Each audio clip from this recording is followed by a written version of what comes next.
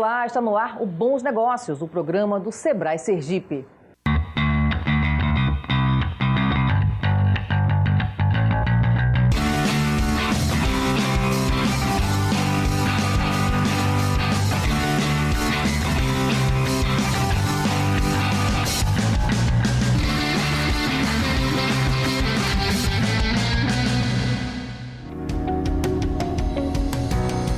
Hoje vamos começar conversando com Igor Lopes, coordenador do PROCON em Aracaju. Vamos falar sobre o papel do PROCON, pesquisas de preço, fiscalizações, a importância das empresas estarem em concordância com as normas e leis vigentes. Igor, é uma satisfação recebê-lo aqui no BN. Satisfação toda minha, agradeço desde já o convite. Bom, quem imagina que o PROCON é algo distante, que é difícil de ser acessado, como é o trabalho do PROCON no município de Aracaju? Bom, o PROCON já é um órgão criado desde 2013 por lei municipal e desde 2014 iniciou suas atividades em Aracaju, cumprindo esse papel de fiscalização, registrando as reclamações dos consumidores e também desenvolvendo o trabalho de orientação e também o trabalho educativo com foco nos consumidores e também direcionando a sua atenção aos fornecedores. Então, cada vez mais, a cada ano que passa, existe um trabalho sendo desenvolvido para que esse acesso do usuário ao serviço prestado pelo órgão municipal fique mais facilitado. Hoje, inclusive, nós temos uma plataforma de agendamento online.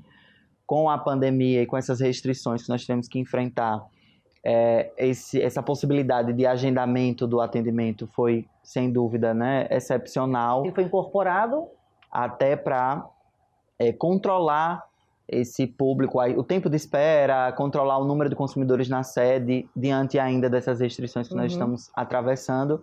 Então, essa possibilidade dele ter acesso com hora marcada, com dia previamente designado, já com orientação prévia sobre os documentos que ele precisa apresentar para registrar a sua reclamação, torna o acesso muito mais facilitado, o atendimento até humanizado. Não tem fila, né? Existe a possibilidade do consumidor já marcar 4 agendamentos por bloco de hora, dividido em 30 minutos. Então, hoje, a gente não tem até um intervalo de tempo muito grande de espera para a realização do atendimento presencial. Isso é muito importante. E a gente consegue garantir que esse consumidor, que já está enfrentando um problema, tem uma assistência mais humanizada. Bom, por falar em assistência, em orientação, você colocou que quando a gente faz o agendamento, virtual, já há algumas orientações com relação a que tipo de documento a gente deve levar. Explica pra gente o que é que a gente tem que deixar separadinho para chegar com tudo, não faltar nada e até agilizar o atendimento. Isso, além dos documentos pessoais do consumidor que são indispensáveis, a gente orienta sempre a apresentação do documento de comprovação de residência atualizado. Isso porque existe uma limitação territorial para a atuação do PROCON e fiscalização nos estabelecimentos. O PROCON Aracaju atende, registra e fiscaliza as demandas dos estabelecimentos localizados em Aracaju e dos consumidores que residem também na capital. Então, esses documentos introdutórios são essenciais, além daquela documentação referente ao caso. Então, a equipe de atendentes já orienta a partir da demanda, que o consumidor traz para o órgão, quais os documentos necessários. Então, geralmente é uma nota fiscal, documentos comprovatórios da contratação daquele serviço, do produto. De repente, se o consumidor não tem a nota fiscal, um recibo. Em casos de compras pela internet, é essencial que tenha esses e-mails, os registros que foram feitos ou disponibilizados pela empresa no ato da compra. Publicidade enganosa, a gente sempre orienta a ter a comprovação daquela oferta que deixou de ser cumprida. É muito importante que até essa informação chegue de maneira facilitada para o consumidor, para que ele seja atendido de maneira mais rápida e tenha atendida também a sua pretensão de maneira mais célere. Além de reclamação, falando agora sobre fiscalização, elas são feitas a partir de denúncias que são feitas ao PROCON ou existe um cronograma de fiscalização? A gente trabalha com 2 vertentes. Então, atendemos tanto as denúncias que chegam através dos consumidores por meio dos canais oficiais, redes sociais, e-mail e também dos canais telefônicos, mas também existe um planejamento de atividades prévias, que a partir desse planejamento são realizadas as fiscalizações espontâneas. Então, a cada mês, nós definimos por semana quais os nichos de estabelecimentos serão fiscalizados. é muito importante porque cada tipo de estabelecimento tem até regras específicas que precisam ser cumpridas. Então, essa fiscalização, em um primeiro momento de orientação... Ela não é punitiva inicialmente? Inicialmente, principalmente quando a gente traz legislações específicas para o segmento, a gente tem esse cuidado de primeiro fazer essa abordagem inicial de maneira educativa, mesmo porque nós identificamos que muitos fornecedores têm boa fé, eles querem cumprir a legislação, mas em alguns casos eles desconhecem. Então, essa primeira abordagem educativa é essencial. Nós, inclusive, temos dados que comprovam o efeito positivo dessa ação. O número de fiscalização no mês ele permanece, né, na média, e a gente tem cada vez menos o registro do auto de infração, que é a possibilidade daquele estabelecimento ser multado. Então, a gente vê o efeito positivo daquele primeiro diálogo, com aquela troca de informações para o fornecedor do que ele precisa, as condutas que ele precisa realizar para se adequar à legislação, e aí a gente concede um prazo razoável para que essas adequações sejam procedidas, e depois fazemos a revisita. E aí, infelizmente, se ele não cumpriu o que já foi orientado, ele vai ser responsabilizado. Agora, fazendo o caminho inverso, a empresa pode recorrer ao PROCON para buscar informações para cumprir a legislação? Sem dúvida nenhuma. O PROCON, apesar de ser criado para proteger o consumidor, ele foi criado também com a finalidade de equilibrar a relação de consumo.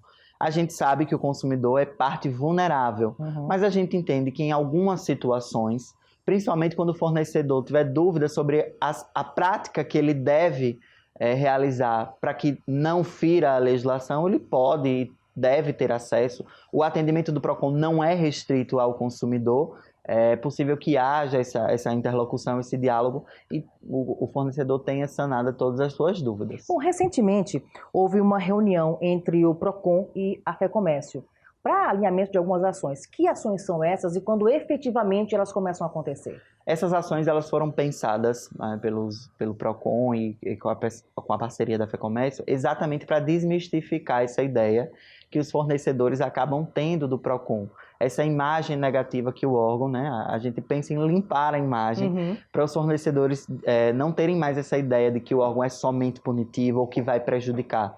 Para a gente propagar, difundir a ideia desse caráter educativo que o órgão também tem.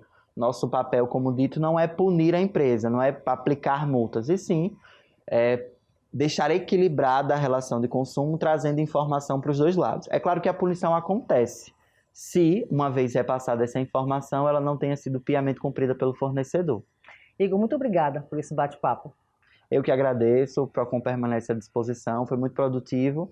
Espero que a gente tenha outras oportunidades e reforçar, só finalizar com os canais de comunicação do PROCON, SAC 151, o telefone também à disposição dos consumidores e dos fornecedores é o 3179-6040, e o endereço, o PROCON hoje é sede desde 2018, na verdade, está localizada na Avenida Barão de Maruim, número 867, lá no bairro São José.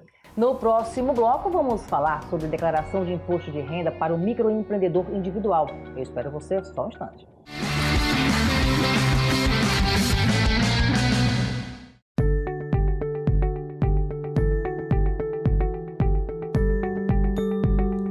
Você sabe o que é Economia 4.0? A Economia 4.0 diz respeito à transformação do padrão da atividade econômica baseada na introdução, desenvolvimento e difusão das tecnologias digitais. Além disso, inclui processos de automação e uso intensivo de dados que impactam todos os setores da economia. E aqui vai uma pergunta para você que cursa educação profissional e tecnológica. Tem alguma ideia de um novo negócio que pode revolucionar a economia 4.0? Então, essa é a sua chance. O Ministério da Educação e o Sebrae lançam o desafio InspiraTech 2022, uma competição nacional que ampliará as fronteiras do conhecimento. Uma maratona totalmente digital e gratuita, com foco na capacitação e no estímulo dos estudantes para realizarem a ideação e a modelagem de um novo negócio com uma metodologia 100% mão na massa. A competição compreenderá 3 etapas: inicial, semifinal e final. Ao final, uma banca de especialistas realizará a avaliação e classificação dos vencedores. Serão 16 semanas de palestras, mentorias, elaboração de PITs, disponibilizada para até 650 equipes, em que os estudantes deverão construir e entregar um plano de negócios em uma apresentação objetiva.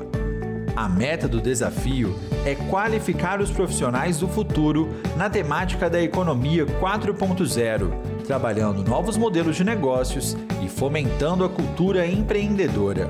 Durante esse período, os estudantes desenvolverão habilidades associadas à resolução de problemas, criatividade, liderança e trabalho em equipe.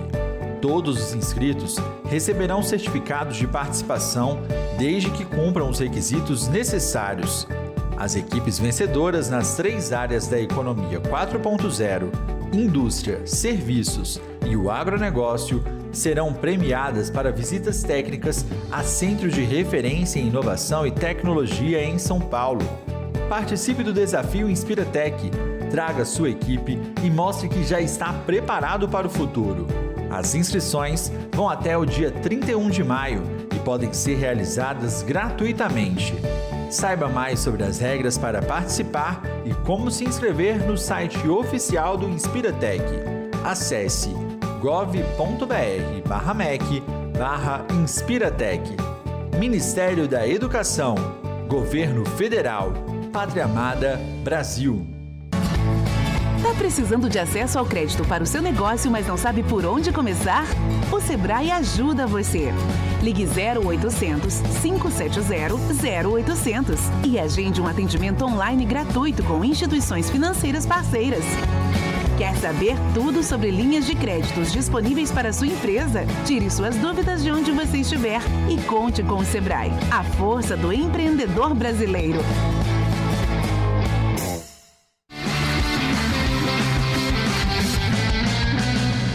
O nosso assunto agora é declaração anual do MEI. Vamos conversar com o Rodrigo Dias Rosa, que é consultor do Sebrae. Rodrigo, seja muito bem-vindo.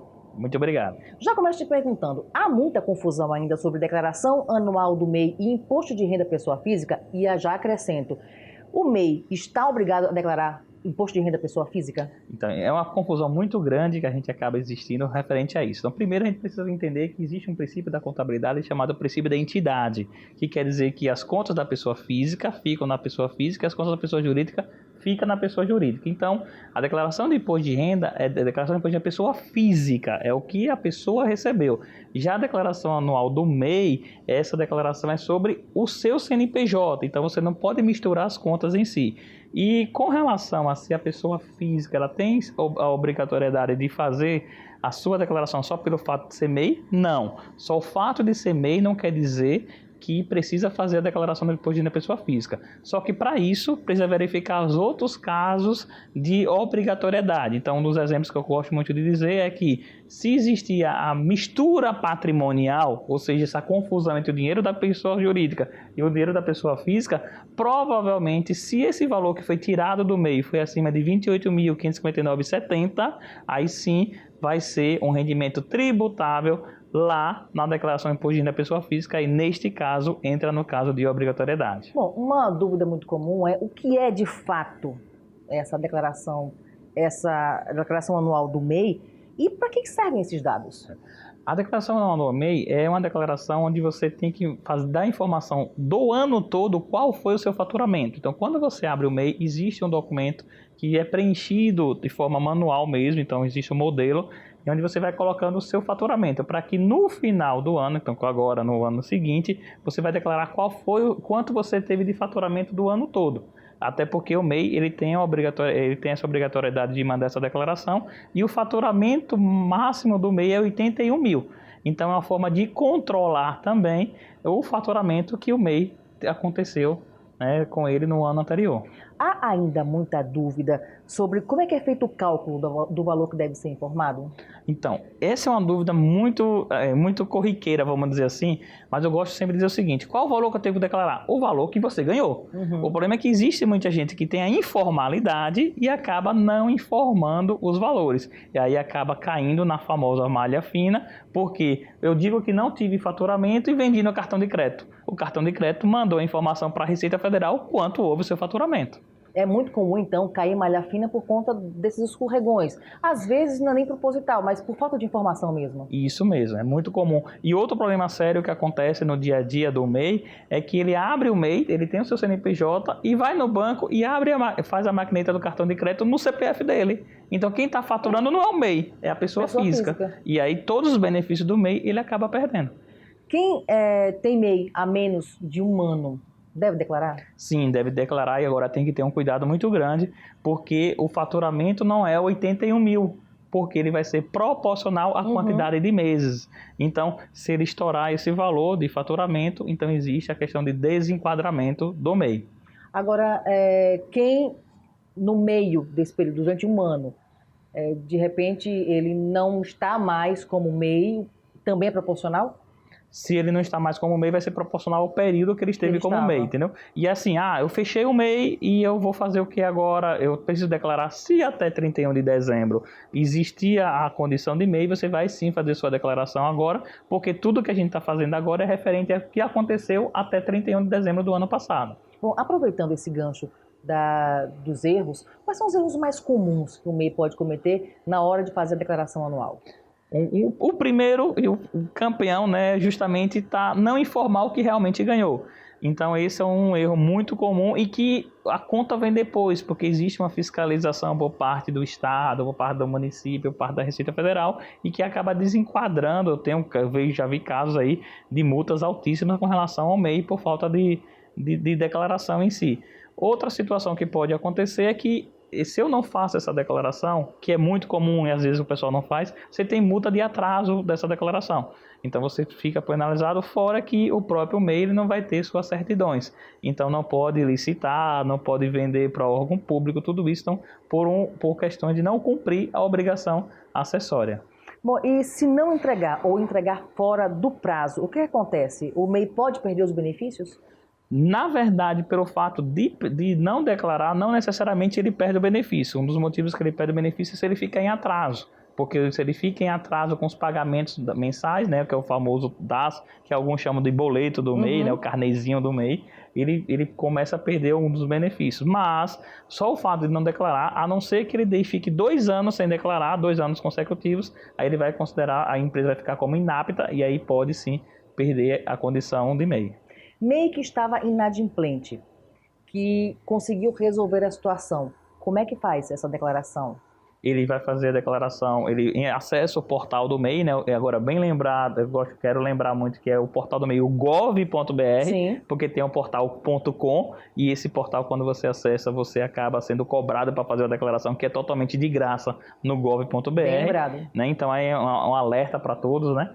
Então, ele acessa e ele vai dizer realmente qual foi o faturamento dele, porque o objetivo dessa declaração é saber qual foi o seu faturamento e também saber se nesse momento você teve afastamento ou não, né, por parte de um auxílio-doença, um auxílio-maternidade, nesse sentido. Bom, para orientar quem está nos acompanhando agora, quais são as suas orientações e os prazos em que essas declarações devem ser entregues? Então, o primeiro passo é pega a sua relação de faturamento, né, o que aconteceu cada mês, né, eu sei que dependendo da pessoa isso vai ser o mais difícil encontrar, né, os valores, para poder não ter nenhum problema, porque se você vendeu no famoso Pix, que é a moda agora, a Receita Federal sabe que entrou aquele dinheiro. Então, como é que eu digo que não recebi esse valor e está lá dizendo que teve? Então, faz um mapeamento disso, através dos seus extratos bancários, para dizer o seu faturamento. Com relação ao prazo, tem que ter cuidado, porque o prazo, antes o prazo era 31 de maio, foi prorrogado agora para 30 de junho. Né? Então, 30 de junho é o prazo da declaração do MEI. Já agora, dia 31 de maio, é o prazo da declaração do imposto de renda da pessoa física. Então, vamos deixar aqui bem claro. Imposto de renda da pessoa física, 31 de maio. Declaração do MEI, 30 de junho. e principalmente ficar atento para separar as contas pessoa física e pessoa jurídica, senão embola meio de campo todo. Isso, e até tem uma situação bem interessante que eu gosto muito de dizer o seguinte: se eu não misturo, se eu tenho uma contabilidade sendo feita separada, MEI não tem obrigatoriedade de ter contabilidade, tudo bem, mas olha que coisa interessante, se eu tenho uma contabilidade e eu pego aquele dinheiro que está lá no MEI, está na conta do MEI, e eu consigo provar que eu tive lucro, eu tiro todo esse dinheiro do MEI, jogo na minha pessoa física e não pago R$1 de imposto. Porque distribuição de lucro para a pessoa física vindo da pessoa jurídica não paga zero de imposto. Zero de imposto de renda, zero de INSS. Já quando eu misturo, aí eu vou cair no imposto de renda. Rodrigo, obrigada pelas orientações. Eu que agradeço. No próximo bloco do Bons Negócios tem muito mais informação para você. Não sai daí.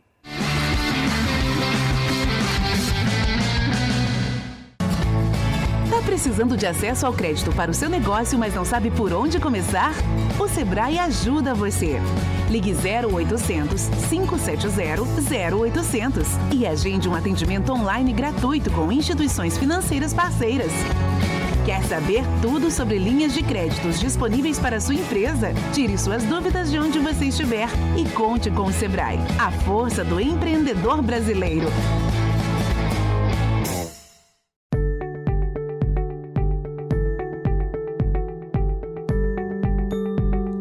Você sabe o que é Economia 4.0? A Economia 4.0 diz respeito à transformação do padrão da atividade econômica baseada na introdução, desenvolvimento e difusão das tecnologias digitais. Além disso, inclui processos de automação e uso intensivo de dados que impactam todos os setores da economia. E aqui vai uma pergunta para você que cursa educação profissional e tecnológica. Tem alguma ideia de um novo negócio que pode revolucionar a economia 4.0? Então, essa é a sua chance. O Ministério da Educação e o Sebrae lançam o desafio InspiraTech 2022, uma competição nacional que ampliará as fronteiras do conhecimento. Uma maratona totalmente digital e gratuita, com foco na capacitação e no estímulo dos estudantes para realizarem a ideação e a modelagem de um novo negócio com uma metodologia 100% mão na massa. A competição compreenderá 3 etapas: inicial, semifinal e final. Ao final, uma banca de especialistas realizará a avaliação e classificação dos vencedores. Serão 16 semanas de palestras, mentorias, elaboração de PITs, disponibilizada para até 650 equipes, em que os estudantes deverão construir e entregar um plano de negócios em uma apresentação objetiva. A meta do desafio é qualificar os profissionais do futuro na temática da economia 4.0, trabalhando novos modelos de negócios e fomentando a cultura empreendedora. Durante esse período, os estudantes desenvolverão habilidades associadas à resolução de problemas, criatividade, liderança e trabalho em equipe. Todos os inscritos receberão certificados de participação desde que cumpram os requisitos necessários. As equipes vencedoras nas 3 áreas da economia 4.0, indústria, serviços e o agronegócio, serão premiadas para visitas técnicas a centros de referência em inovação e tecnologia em São Paulo. Participe do desafio InspiraTech, traga sua equipe e mostre que já está preparado para o futuro. As inscrições vão até o dia 31 de maio e podem ser realizadas gratuitamente. Saiba mais sobre as regras para participar e como se inscrever no site oficial do InspiraTech. Acesse gov.br/mec/InspiraTech. Ministério da Educação, Governo Federal, Pátria Amada, Brasil.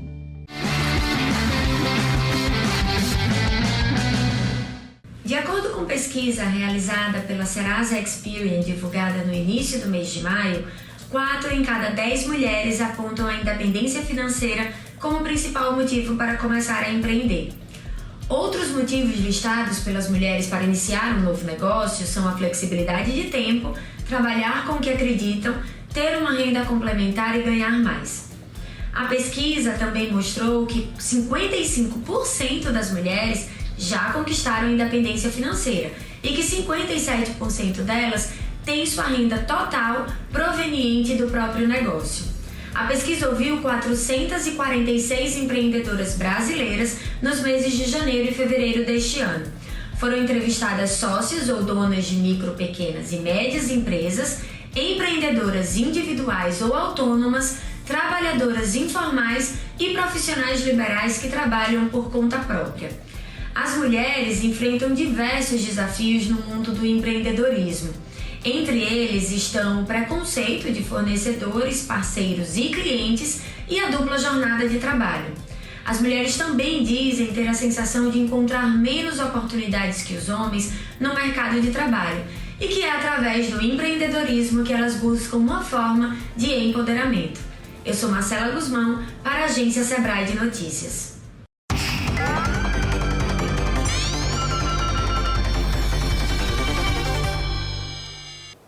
Na reportagem especial de hoje, vamos conhecer a Aldeia Escola de Circo. Ideia empreendedora é de 3 mulheres artistas circenses que resolveram dar aulas e promover eventos externos. Acompanhe a reportagem.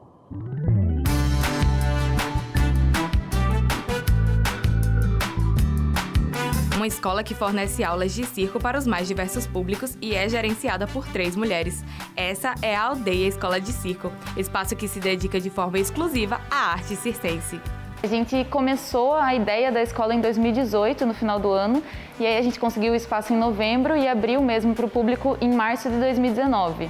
A gente abriu em 3 mulheres desde o início e a gente começou com aulas regulares das modalidades circenses. Então a gente começou com flexibilidade, acrobacias de solo, acrobacias aéreas, oferecendo para o público em geral, e aí, a partir disso, surgiram os eventos. Além das atividades realizadas dentro da escola, a aldeia promove eventos externos, que tem como objetivo valorizar a arte de circo sergipana. Recepção de eventos com personagens vivos, com perna de pau, palhaços, malabaristas, mágicos. O que tiver de circo a gente faz. E aí a gente trabalha tanto com recepção e como intervenção em eventos. Apresentação de números. A gente tem levado também ultimamente oficinas de circo para fora, assim, para escolas. Praticar atividades físicas é de grande importância para a manutenção da saúde, mas há aqueles que não se identificam com atividades convencionais, como aquelas realizadas em academias, e optam por algo que mistura a ginástica e o lúdico. É uma atividade física, mas envolver muita parte artística, envolver uma parte de expressão e muito lúdica também, acaba atraindo pessoas que não necessariamente se identificam com uma academia tradicional, ou então com esportes em grupo, de vôlei, futebol. E isso vai desde o nosso público infantil ao nosso público adulto. Agora, o foco de Juliana, Fabrícia e Anne é movimentar a escola, atrair cada vez mais alunos e, assim, realizar as expectativas que possuem para os eventos e projetos. Fazer algumas apresentações, trazer companhias ou parceiros de circo de outros lugares para poder fazer apresentação, oficinas aqui também. E, fora daqui, tentar ampliar a nossa cartela de clientes cada vez mais.